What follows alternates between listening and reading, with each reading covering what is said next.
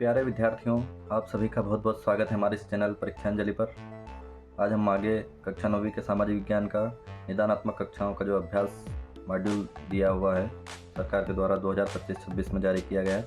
बहुत ही सरल प्रश्नों की श्रृंखला है जिनके अच्छे से उत्तर आपको लिखना है और याद करना है। निश्चित रूप से परीक्षा में आपको ज़्यादा से ज़्यादा बहुत ज़्यादा फ़ायदेमंद होगा अपना परसेंटेज बढ़ाने के लिए। बहुत ही अच्छे सरल प्रश्न का समावेश और जो सबसे ज़्यादा सर्वाधिक प्रश्न आने वाले हैं महत्वपूर्ण प्रश्नों का समावेश इसमें किया गया है। तो आप सभी से निवेदन अपनी अभ्यास पुस्तिका में सभी पूरा करें और याद भी करते रहें। परीक्षा का शेड्यूल भी आपका जारी हो चुका है, अर्धवार्षिक का भी जारी हो चुका है। आप सभी अति शीघ्र तैयारी करें।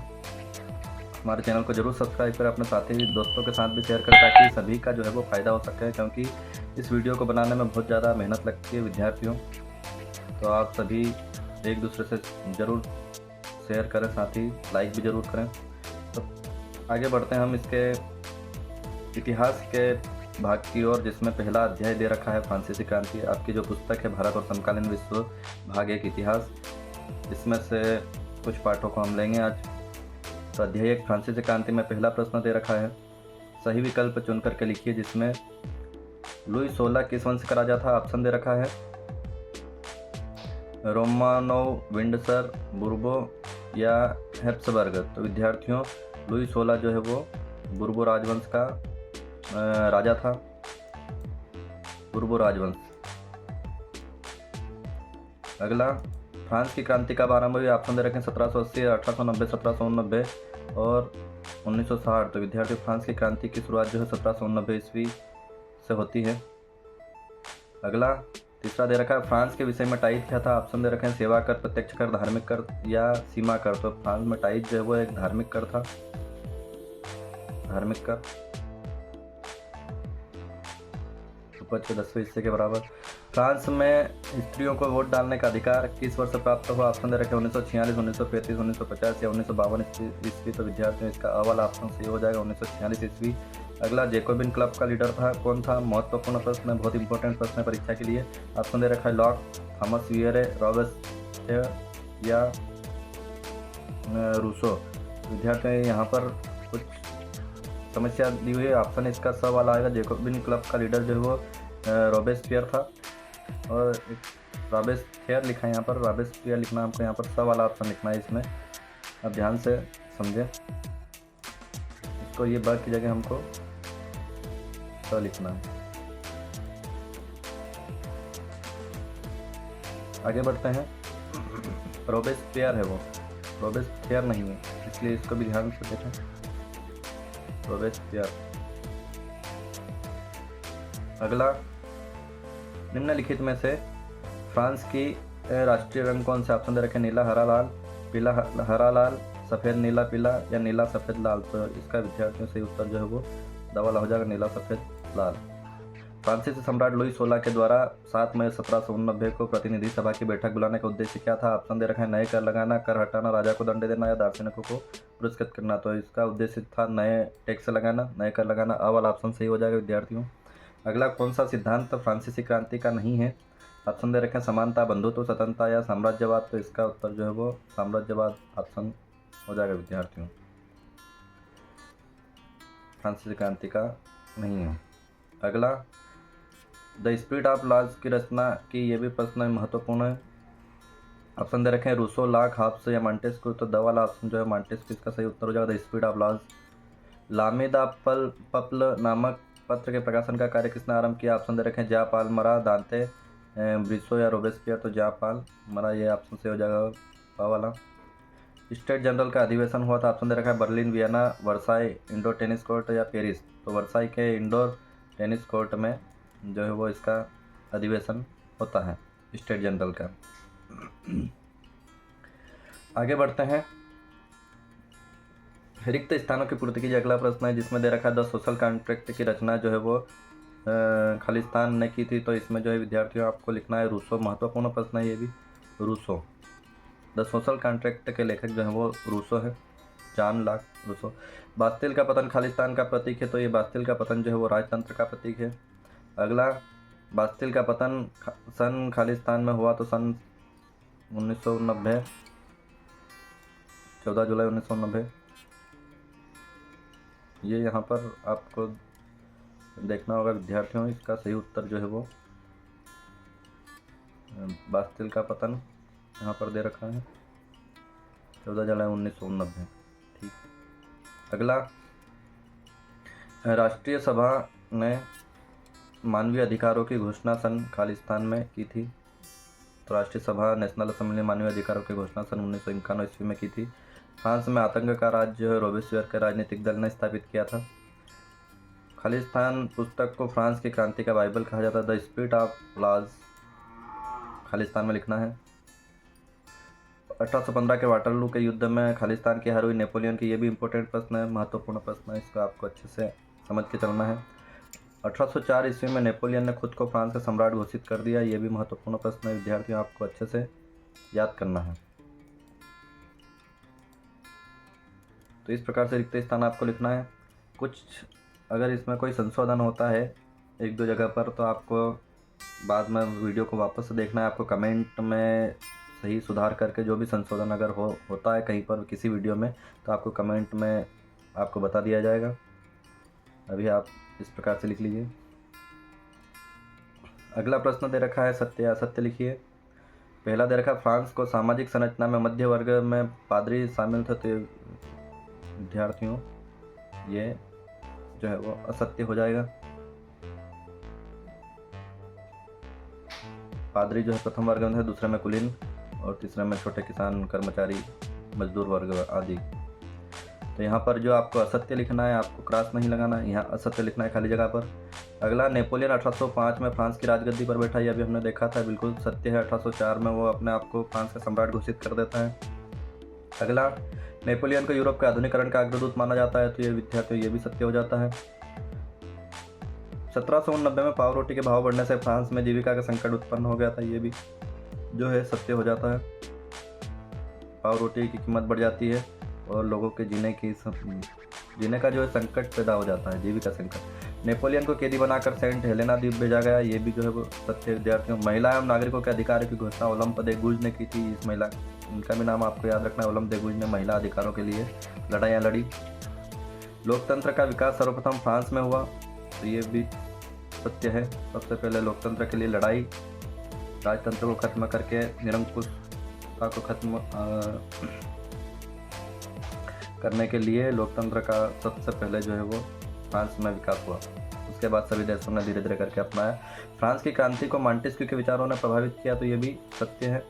1790 ईस्वी के पहले फ्रांस के कुलीन तथा पादरी वर्ग को करों में कोई छूट नहीं थी, तो बिल्कुल ये जो है वो असत्य हो जाएगा, क्योंकि इस क्रांति के पहले भी कुलीन और पादरी वर्ग दोनों को कर में टैक्स में छूट थी, बाकी लोगों को तीसरे स्टेट वालों को कर देना पड़ता था, तो ये लास्ट वाला सत्य हो जाएगा। तो पहला और आखिरी जो है इसमें सत्य, बाकी सभी सत्य हैं। आगे बढ़ते हैं।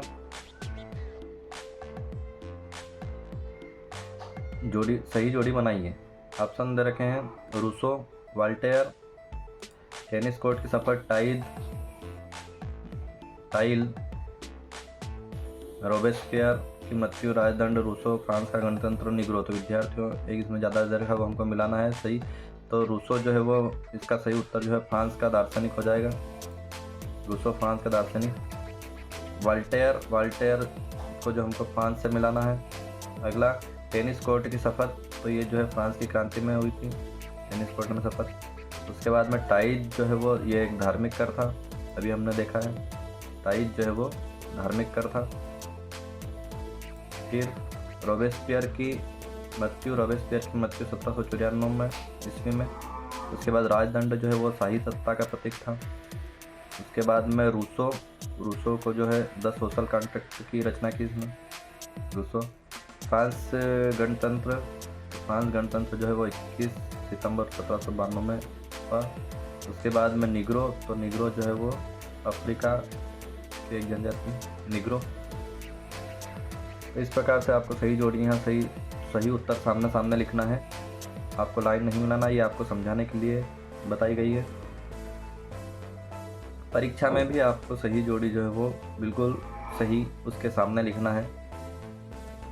आगे बढ़ते हैं। अगली एक और सही जोड़ी दी हुई है जिसमें टूटी हुई जंजीर, लाल फ्राइजेरियन टोपी, छड़ों का छड़ीदार गट्ठर, त्रिभुज के अंदर के रोशनी बिखेरती आँख, अपनी पूंछ मुंह में लिए सांप, डेनो वाली स्त्री, विधि पढ़। मतलब ये क्या प्रतीक चिन्ह क्या प्रदर्शित करते हैं, इनका क्या मायना है? तो फ्रांस की क्रांति के अंतर्गत अगर देखें तो टूटी हुई जंजीर जो है वो आज़ादी का प्रतीक थी। लाल फ्राइजेरियन टोपी ये दासों की स्वतंत्रता का प्रतीक। उसके बाद में छड़ों का छड़ीदार गट्ठर ये जो है वो एकता का प्रतीक। और त्रिभुज के अंदर के रोशनी बिखेरती आँख जो है वो ज्ञान का प्रतीक। और अपने पूंछ मुंह में लिए हुए सांप जो है वो समानता का प्रतीक। और डेनो वाली स्त्री, डेनो वाली स्त्री, इसको हमको मिलाना है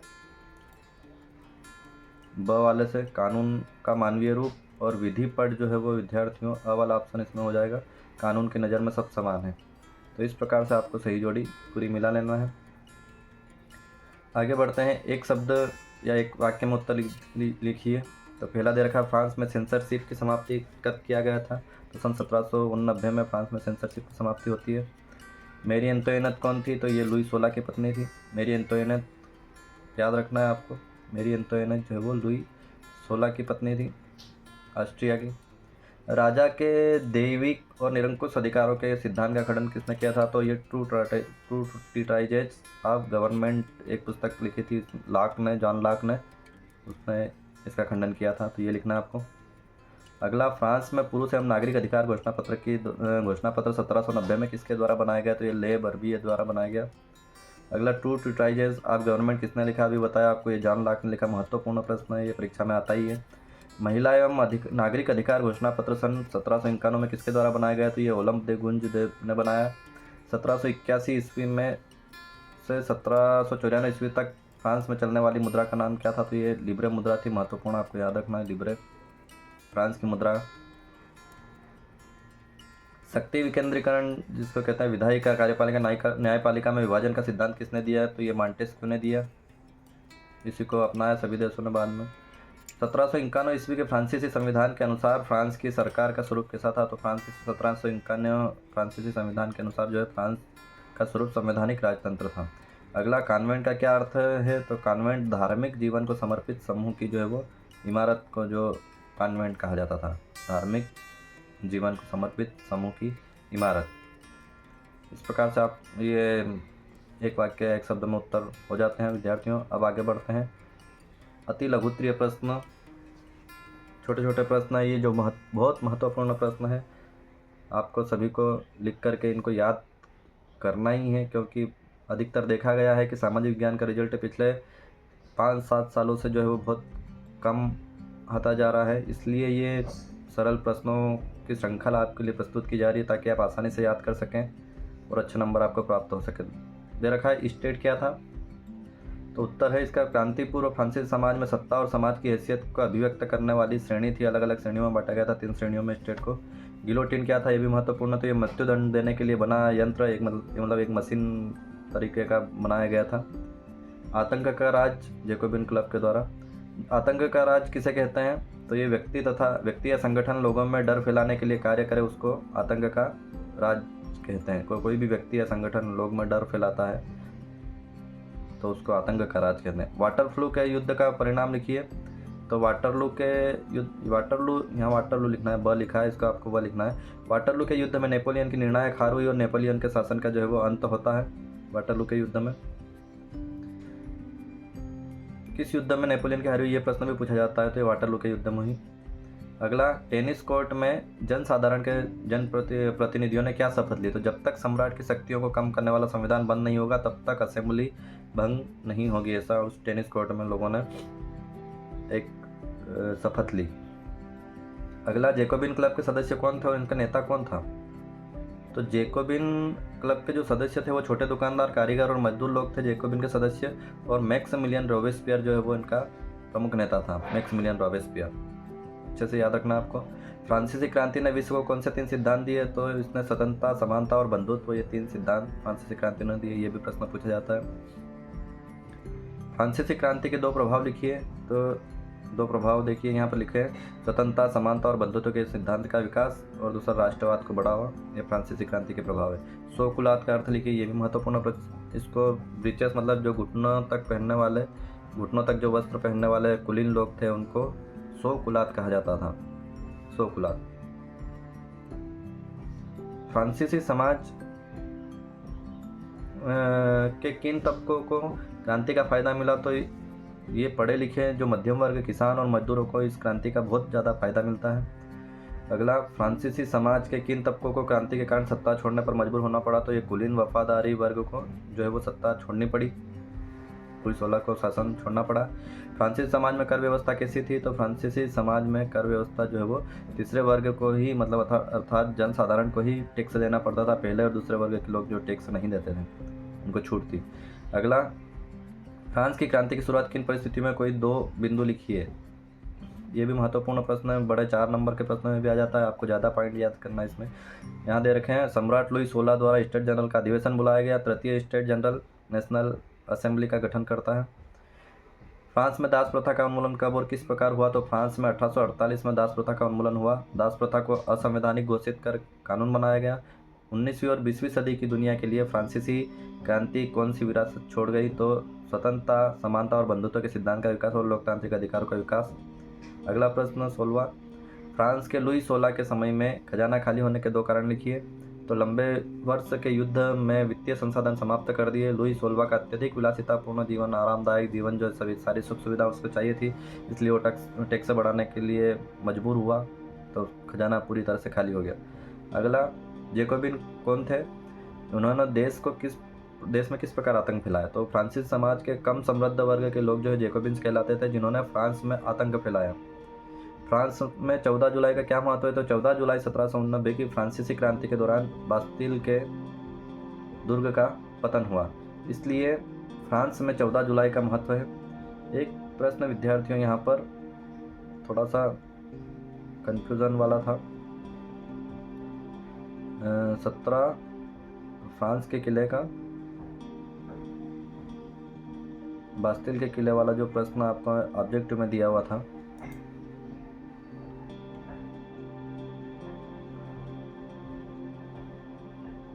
ये यहाँ पर खाली स्थान में आपको जो है यहाँ पर वो आपको 1789 करना है विद्यार्थी। इसको ये 1989 कर दिया था, कन्फ्यूज़न लग रहा था। 1789 यहाँ पर आपको करना है, एक बार आप ध्यान से समझ लीजिए। 1989 जो लिखा है इसको 1789 करना है। 1790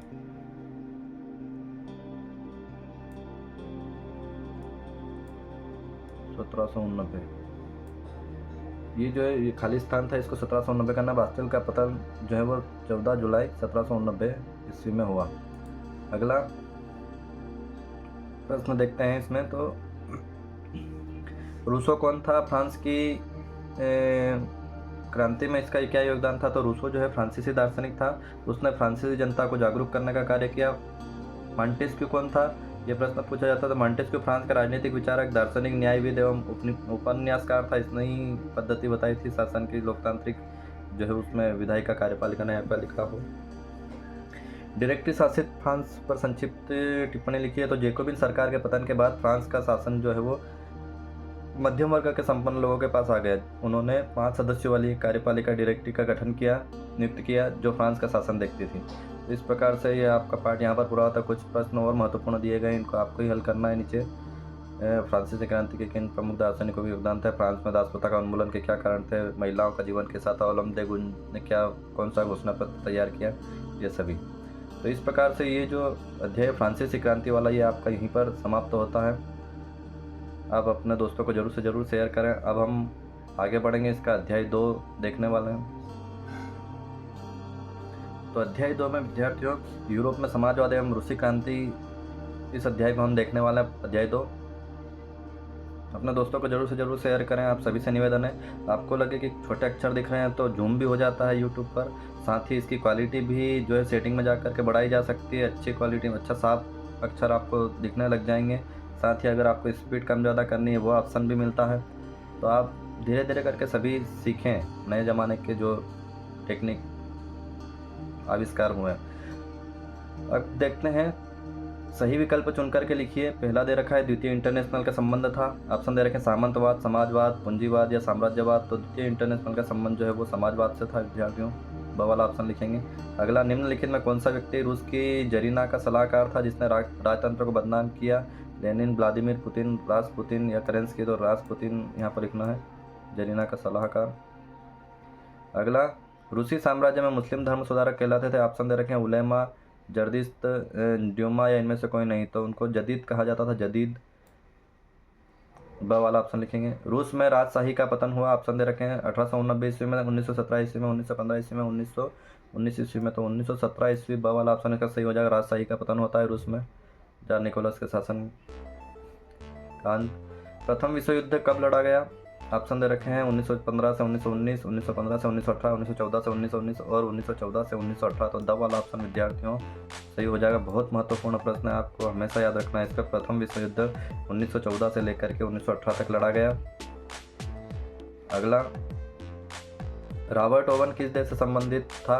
ऑप्शन दे रखे रूसी, फ्रांसीसी, इंग्लैंड या इनमें से कोई नहीं। तो ये इंग्लैंड से संबंधित था विद्यार्थियों, इंग्लैंड।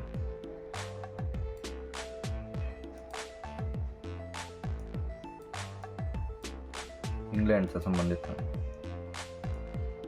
अगला, ऐसे लोग जो परिवर्तनों का विरोध करते हैं कहलाते हैं। ऑप्शन दे रखे हैं रेडिकल, रूढ़िवादी, राष्ट्रवादी या उदारवादी। तो ऐसे लोग जो है वो परिवर्तनों का विरोध करते हैं, पुरानी ही मान्यताओं पर चलते रहते हैं, पुरानी बातों को लेकर के चलते रहते हैं, उनको कहते हैं रूढ़िवादी।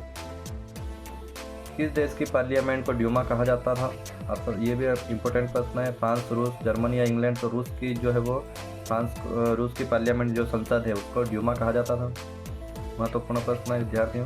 अगला, अरोरा क्या था? ऑप्शन दे रखे हैं गुप्तचर संगठन, किसानों का संगठन, कच्यून या युद्धपोत। तो ये अरोरा जो है एक युद्धपोत था। तो वाला ऑप्शन लिखेंगे। अगला, बोल्शेविक पार्टी का नेता कौन था? ऑप्शन दे रखे हैं स्टालिन, मुसोलिनी, लेनिन या केरेंस्की। तो लेनिन जो है इसका बोल्शेविक पार्टी का, व्लादिमीर लेनिन इसका मुख्य नेता बोल्शेविक पार्टी का। 1917 ईस्वी की रूसी क्रांति का आरंभ कहाँ से हुआ? ऑप्शन दे रखे हैं व्लादिवोस्तोक, लेनिनग्राड, पेरिस या पेट्रोग्राद। तो पेट्रोग्राद से इसका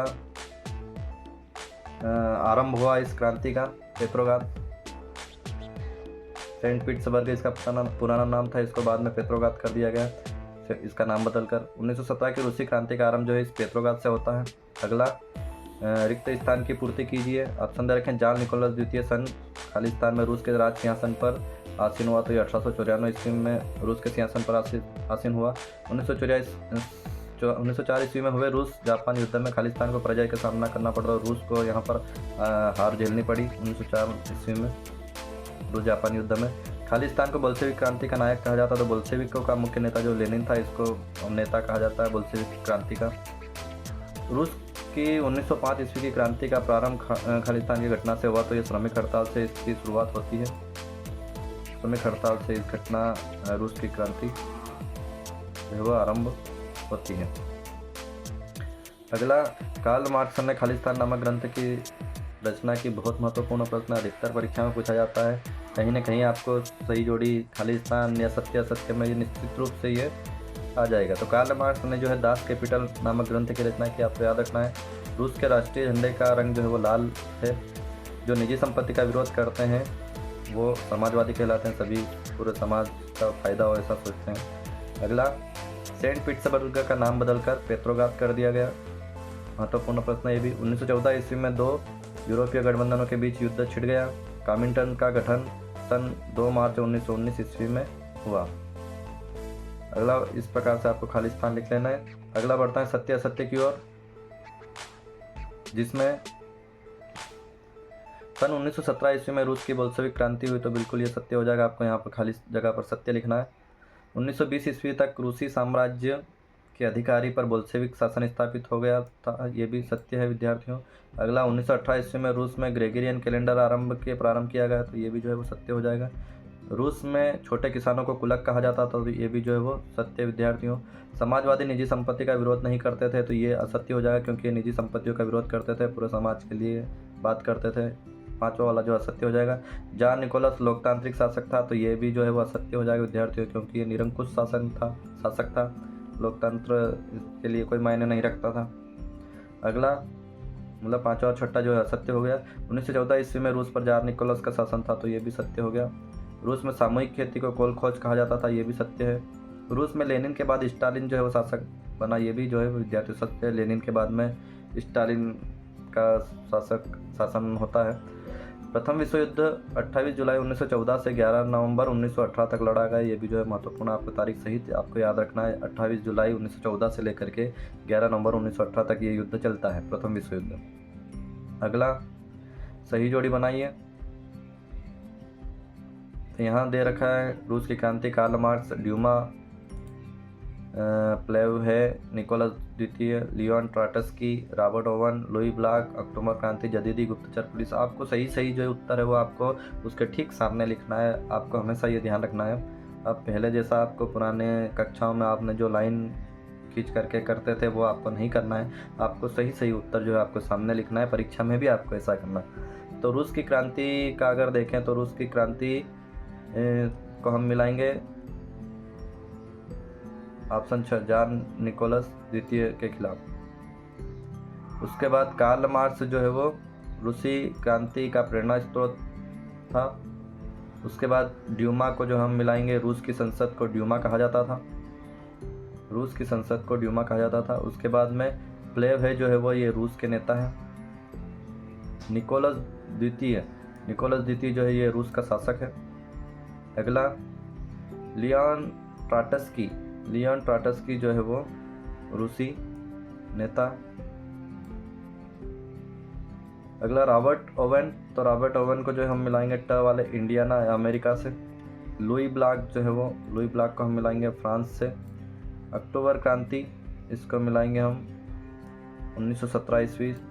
और जदीदी जो है वो रूसी साम्राज्य में सक्रिय मुस्लिम सुधारक को जदीदी कहा जाता था। उसके बाद में गुप्तचर पुलिस को जो है वो चेका कहा जाता था। तो इस प्रकार से आपको सही उत्तर जो है वो आपको सामने लिख लेना है। आपके आसानी के लिए समझाया जा रहा है ताकि आप आसानी से समझ सकें और उत्तर लिख सकें और इसको याद भी कर सकें, ताकि आपको ज़्यादा से ज़्यादा अच्छे अंक परीक्षा में प्राप्त हो सकें। अपने दोस्तों से ज़रूर शेयर करें और लाइक करना ना भूलें, क्योंकि बड़ी मेहनत से ही जो वीडियो आपके लिए तैयार किया जाता है। अगला एक शब्द या एक वाक्य में उत्तर लिखिए। मेंशेविक का नेता कौन था? तो मेंशेविक का नेता जो है वो अलेक्जेंडर केरेंस्की था। रूस की सामूहिक खेतों को किस नाम से जाना जाता है? रूस के जो सामूहिक खेत थे उनको कोल खोज के नाम से जाना जाता है। जार निकोलस द्वितीय द्वारा कब पदत्याग किया गया? तो 2 मार्च 1917 ईस्वी को पदत्याग किया गया। विंटर पैलेस पर आक्रमण करने वाले युद्धपोत का क्या नाम था? तो ये अरोरा युद्धपोत था। अगला किसके नेतृत्व में खूनी रविवार को मजदूरों का जुलूस विंटर पैलेस पहुंचा? तो पादरी गेपान, ये भी महत्वपूर्ण है। पादरी गेपान के नेतृत्व में मजदूरों का जुलूस जो है वो विंटर पैलेस, वो जार का जो महल था वहां पर पहुंचा। अगला अक्टूबर 1917 की रूसी क्रांति को किस नाम से जाना जाता है? तो 1917 की जो रूसी क्रांति थी उसको बोल्शेविक क्रांति के नाम से जाना जाता है। बोल्शेविक, इनका नेता जो है वो व्लादिमीर लेनिन था। अगला पूंजीपति के लिए मजदूरी मुनाफा है कमाता, यह विचार किसका है? तो ये कार्ल मार्क्स का है। समाजवादी सभी बुराइयों की जड़ किसे मानते थे? तो निजी संपत्ति को मानते थे। अगला 1917 ईस्वी के पूर्व रूस पर किसका शासन था? तो ये जार निकोलस का शासन था, जार निकोलस द्वितीय का। यहाँ पर आपको द्वितीय भी लिख लेना है, द्वितीय जार निकोलस द्वितीय। अस्थायी रूप सरकार किसके नेतृत्व में बनी थी? तो ये प्रिंस केरेस्की के नेतृत्व में बनी थी। रूसी ड्यूमा को कब बर्खास्त किया गया? तो 25 फरवरी 1917 ईस्वी को जो है वो रूसी ड्यूमा को बर्खास्त कर दिया जाता है। तो इस प्रकार से ये ऑब्जेक्टिव प्रश्न आपके इस पार्ट के दूसरे पार्ट के पूरे होते हैं। इसके बाद में हम बढ़ते हैं इसके अति लघुत्तरीय प्रश्न की ओर, जिसमें पहला प्रश्न दे रखा है ड्यूमा क्या है? तो ड्यूमा जो है वो जार द्वारा एक निर्वाचित परामर्शदाता ने रूस की संसद ड्यूमा का गठन किया। रूस की संसद का नाम जो है वो ड्यूमा था, जार ने ही इसको गठित किया था। कुछ समय तक ही चली इसकी बैठक और इसको वापस निरस्त कर दिया, खंडन कर दिया गया। सन 1900 से 1930 के बीच रूस में महिला कामगारों की स्थिति क्या थी? सन 1900 से 1930 के बीच फैक्ट्री में 31% महिला कामगार थी, लेकिन उन्हें पुरुष श्रमिकों की तुलना में कम वेतन व सुविधाएं प्राप्त थी। उसके बाद कार्ल मार्क्स का पूंजीवाद पर क्या विचार था? तो कार्ल मार्क्स ने पूंजीवाद को एक प्रगतिशील ऐतिहासिक चरण के रूप में देखा जो अंततः आंतरिक अंतर्विरोध के कारण समाप्त हो जाएगा, वह समाजवाद का उदय होगा। अगला प्रश्न, द्वितीय इंटरनेशनल क्या था? ये महत्वपूर्ण प्रश्न है विद्यार्थियों। ये प्रश्न जो है महत्वपूर्ण है, अधिकतर प्रश्न इसको पूछा जाता है परीक्षा में, आपको याद रखना है।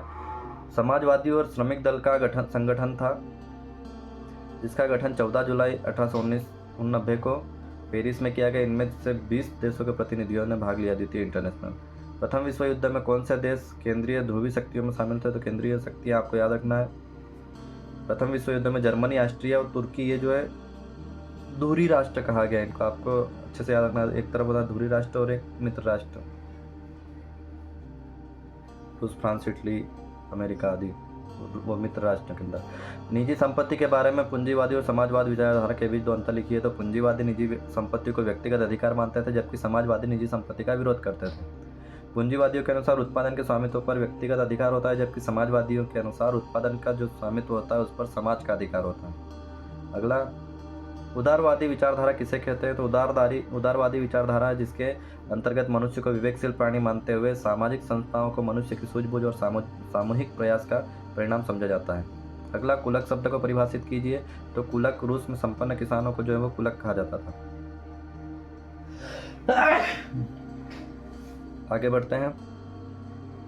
रेडिकल से क्या तात्पर्य है?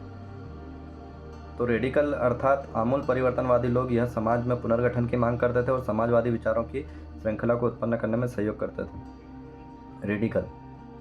स्टालिन का सामूहिकीकरण कार्यक्रम लिखिए। तो स्टालिन ने किसानों की छोटी छोटी जमीन के टुकड़ों को राज्य के अधीन कर लिया और किसानों को सामूहिक खेतों में काम करने का आदेश दिया कि सब मिलकर के काम करो, उत्पादन जो भी होगा वो सभी में समाज में बांटा जाए। निरंकुश राजशाही शब्द का रूस के संदर्भ में क्या तात्पर्य था? तो रूस एक निरंकुश राजशाही था, वहाँ राजा का बिना रोकटोक शासन ही निरंकुश राजशाही कहलाता था। 1917 की रूसी क्रांति में मार्क्स का क्या योगदान था? तो कार्ल मार्क्स जो है प्रथम विद्वान थे जिन्होंने समाजवाद को वैज्ञानिक रूप दिया। उन्होंने पूंजीवाद का विरोध किया और समाजवाद को राज्य के लिए हितकर व्यवस्था बताया। प्रथम विश्व युद्ध का रूस की क्रांति पर क्या प्रभाव पड़ा? तो प्रथम विश्व युद्ध में रूस शामिल हो गया था लेकिन अस्त्र शस्त्र एवं रसद के अभाव में रूस को जो है भारी जनधन की हानि हुई, लोगों में असंतोष बढ़ गया जिसके फलस्वरूप रूसी क्रांति का जो है वो जन्म हुआ। अगला प्रश्न दे रखा है, सोवियत से क्या आशय था? तो सोवियत जो है वो रूस के स्थानीय स्वशासी संगठन थे। बुदियोनोव का क्या थी? यह एक सोवियत टोपी थी। ग्रीन से व व्हाइट से क्या आशय? तो रूसी साम्राज्य में ग्रीन से जो है सामाजिक क्रांतिकारी और व्हाइट से जो थे वो जार के समर्थक थे। घुमंतु शब्द से क्या आशय है? तो ऐसे लोग जो आजीविका की खोज में एक जगह से दूसरी जगह पर आते जाते रहते हैं और उसको घुमंतु कहते हैं। अब लघुत्तरीय प्रश्न देखते हैं। तो खूनी रविवार की घटना क्या थी? बहुत ये भी इंपॉर्टेंट प्रश्न है, काफ़ी परीक्षा में पूछा जाता है अधिकतर, आपको अच्छे से याद करना है इसको। खूनी रविवार की घटना क्या थी? तो 9 जनवरी 1905 को लोगों का समूह जो है रोटी दो का नारा लगाते हुए सेंट पीटर्सबर्ग महल की ओर जा रहा था, लेकिन जार की सेना ने इन लोगों पर गोलियां चलाई जिसमें कई लोगों की मृत्यु हो गई। इस घटना ये रविवार को हुई थी, इसलिए इस घटना को ही जो है खूनी रविवार की घटना कहते हैं। अच्छे से याद करना आपको। अगला, 1917 ईस्वी की रूसी क्रांति में नई सभ्यता तथा संस्कृति का जन्म हुआ। इस कथन की पुष्टि 2 बिंदु में लिखिए। तो रूसी क्रांति ने नियोजित अर्थव्यवस्था की स्थापना की, चर्च के प्रभुत्व को समाप्त कर धर्मनिरपेक्ष राज्य की स्थापना की। अगला, बोल्शेविकों द्वारा अक्टूबर क्रांति के बाद किए गए 2 परिवर्तन लिखिए। तो जमीन को सामाजिक संपत्ति घोषित कर दिया और अभिजात वर्ग व पुरानी पदवियों पर रोक लगा दी गई। रूसी क्रांति के 2 प्रभाव स्पष्ट कीजिए। तो निरंकुश शासन की समाप्ति, पूंजीवादी और सामंतवादी व्यवस्था की समाप्ति और समाजवादी समाज की स्थापना। रूस में जार का शासन खत्म क्यों हुआ? कोई 2 कारण लिखिए। आपको यहाँ पर प्रश्न का उत्तर जो है थोड़ा बड़ा दिख रहा होगा लेकिन बहुत ज़्यादा महत्वपूर्ण है ये प्रश्न, आपको अच्छे से याद करना ही है। 4 नंबर में आपको प्रश्न आ सकता है कि रूस में जार का शासन क्यों समाप्त हुआ। ये भी प्रश्न जो है काफ़ी महत्वपूर्ण है, बड़ा है लेकिन आपको समझ करके याद करना है। अलग अलग घटनाएं हमने देखी है। तो जार की नीतियों की जनता में बढ़ते अविश्वास और विद्रोह स्वरूप 1917 ईस्वी में जार के शासन का अंत होगा, क्योंकि इसके कारण ये निम्नलिखित है कि जार का अत्यंत निरंकुश हो जाना, जार निकोलस द्वितीय द्वारा अपनी सत्ता के विरुद्ध उठे सवालों को नियंत्रित करने, राजनीतिक गतिविधियों पर रोक लगा दी गई व मतदान के नियम बदल डाले। इससे लोगों में असंतोष पैदा होने लगा। प्रथम विश्व युद्ध के प्रारंभ में रूसी जनता जार के साथ थी, परंतु जार द्वारा ड्यूमा के प्रमुख दलों को सलाह लेने के इनकार के कारण उसने रूसी जनता का समर्थन खो दिया। जार निकोलस की पत्नी महारानी जरीना के जर्मन मूल का होने के कारण और उसके रासपुतिन जैसे सलाहकारों ने राजशाही को अलोकप्रिय बना दिया। कृषक एवं श्रमिकों की दयनीय दशा के कारण जनता ने विद्रोह कर दिया। अगला, रूसी क्रांति के प्रमुख कारणों में से कोई 3 कारण लिखिए। तो रूसी क्रांति के कारण 3 कारण यहाँ दिए हुए हैं। निरंकुश राजतंत्र, कुलीन वर्ग की विलासिता, कृषकों की दयनीय दशा। अगला प्रश्न देखते हैं 7वां, रूसी क्रांति से प्रेरित होने वाले भारतीयों के बारे में लिखिए। तो रूसी क्रांति से कई भारतीय जो प्रेरित थे। कई भारतीयों ने रूस के कम्युनिस्ट विश्वविद्यालयों में शिक्षा प्राप्त की। कई महत्वपूर्ण भारतीय राजनयिक एवं सांस्कृतिक व्यक्तियों जैसे जवाहरलाल नेहरू, रविन्द्रनाथ टैगोर आदि ने सोवियत प्रयोग में दिलचस्पी ली और वहाँ का दौरा किया। उन्होंने सोवियत समाजवाद के बारे में लिखा भी। आर अवस्थी ने भी रूसी क्रांति से प्रभावित होकर 1920-21 में Russian revolution, Lenin his life and his thoughts आदि किताबें लिखी। इसके अलावा HD विधालंकार शौकत उस्मानी ने भी रूस के विषय में लिखा है। अप्रैल थीसिस क्या थी, ये भी बहुत महत्वपूर्ण प्रश्न है। अप्रैल थीसिस किसके द्वारा लिखी गई, ये प्रश्न भी पूछा जाता है। 1917 ईस्वी में लेनिन द्वारा की गई 3 मांगों को अप्रैल थीसिस कहा गया। युद्ध समाप्त किए जाए, सारी जमीन किसानों के हवाले किया जाए और बैंकों का राष्ट्रीयकरण किया जाए। ये 3 प्रमुख मांगे जिसमें लिखी गई उसको अप्रैल थीसिस कहा गया। रूसी साम्राज्य में मजदूरों की स्थिति के बारे में लिखिए। रूसी साम्राज्य में मजदूरों की स्थिति जो है अत्यंत दयनीय थी। न्यूनतम वेतन मिलता था। काम की पाली प्रायः 15 घंटे तक होती थी। डॉर्मिटरी में अलग अलग पालियों में सोना पड़ता था। वे अपने परिवार के साथ नहीं रह सकते थे। ये इसके महत्वपूर्ण स्थिति थी। आगे कुछ प्रश्न दिए गए हैं, आपको खुद करना है। मताधिकार आंदोलन, कामिंटर्न, रशियन सोशल डेमोक्रेटिक, रूसी राज्य क्रांति 1917 के पूर्व दशा। तो इस प्रकार से ये रूस की क्रांति वाला पार्ट भी जो हमारा यहाँ पर पूर्ण होता है विद्यार्थियों। आगे का जो अध्याय दे रखा नासीवाद और हिटलर का उदय, इसको हम अगले पार्ट में देखेंगे। आप हमारे साथ बने रहें। आपको अगर अच्छा लगता है तो आप ज़रूर से ज़रूर लाइक करें, शेयर करें और सब्सक्राइब भी करें चैनल को। साथ ही कमेंट में भी कुछ प्रतिक्रिया दें अपनी, किस प्रकार से आपको लग रहा है। आपको अगर और अन्य विषय महत्वपूर्ण जो आपको चाहिए किसी के निदानात्मक अभ्यास पुस्तिका के लिए, तो उसका भी हम लाने की पूरी कोशिश करेंगे। आप सभी के उज्जवल भविष्य की कामना करता है। आपको अच्छे अंक परीक्षा में प्राप्त हो, इसके लिए आप मेहनत करके ये वीडियो जो है वो तैयार किए जा रहे हैं। आप सभी अपने दोस्तों से ज़रूर शेयर करें। आप सभी हमारे साथ जुड़े, इसके लिए आप सभी का बहुत बहुत धन्यवाद। जल्द ही आपको अगला पार्ट मिलने वाला है। आप एक के बाद एक कर के पूरे पुस्तक के जो है वो उत्तरों को देखने वाले हैं और अच्छे से समझ करके लिखें। आप सभी का बहुत बहुत धन्यवाद।